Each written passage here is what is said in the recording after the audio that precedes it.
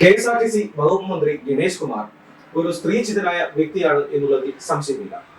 ആദ്യ ഭാര്യ യാമിനി തങ്കച്ചി, രണ്ടാമത്തെ ഭാര്യ ബിന്ദു മേനോനും പറയുന്നതും പരാതിപ്പെടുന്നതും ഇക്കാര്യങ്ങളൊക്കെ തന്നെയാണ്.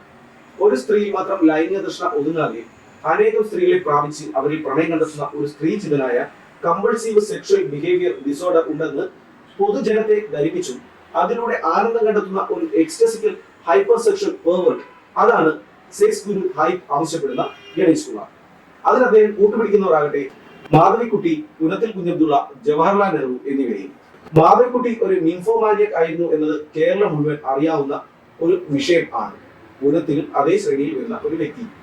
ജവഹർലാൽ നെഹ്റു ആകട്ടെ വിദേശികളടക്കമുള്ളവരുമായി പ്രണയബദ്ധരായിട്ടുണ്ട് എന്നതിൽ ഒരു കളവുമില്ല എന്ന് തന്നെ പറയാം. ബിന്ദു മേനോൻ പറയുന്ന പോലെ വാളകത്തെ തറവാട്ട് വീട്ടിൽ മാത്രമല്ല മറ്റു പലയിടങ്ങളിലും സ്ത്രീകളുമായി ഒരു കാസ്നോവ ലൈഫ് ഗണേഷ് കുമാർ ആസ്വദിച്ചിട്ടുണ്ട്. ചൂട് പകരുന്ന ശരീരവും മദ്യവും ഫോറിൻ ട്രിപ്പുകളും, അതാണ് ഗണേഷ് കുമാർ എന്ന കാസ്നോവയുടെ ഇഷ്ടവിനോദങ്ങളിൽ ഏറിയ പങ്ക്. സ്ത്രീകൾക്ക് വേണ്ടത് പണമെങ്കിൽ പണം, പൊളിറ്റിക്കൽ പവർ എങ്കിൽ പവർ, അത് നൽകാൻ ഈ വാളകം കാസ്നോവയ്ക്ക് ഒരു മടിയുമില്ല. ഒരു നിശാചരനായി സ്ത്രീകളിലേക്ക് പറന്നെടുക്കുന്ന ഗണേഷ് കുമാർ എന്ന വാളകം കാസ്നോവയ്ക്ക് എതിരെ ഒരു ചെറു വിരൽ അനക്കാൻ അവർ പേടിക്കുന്നു എന്ന് തന്നെ പറയാം.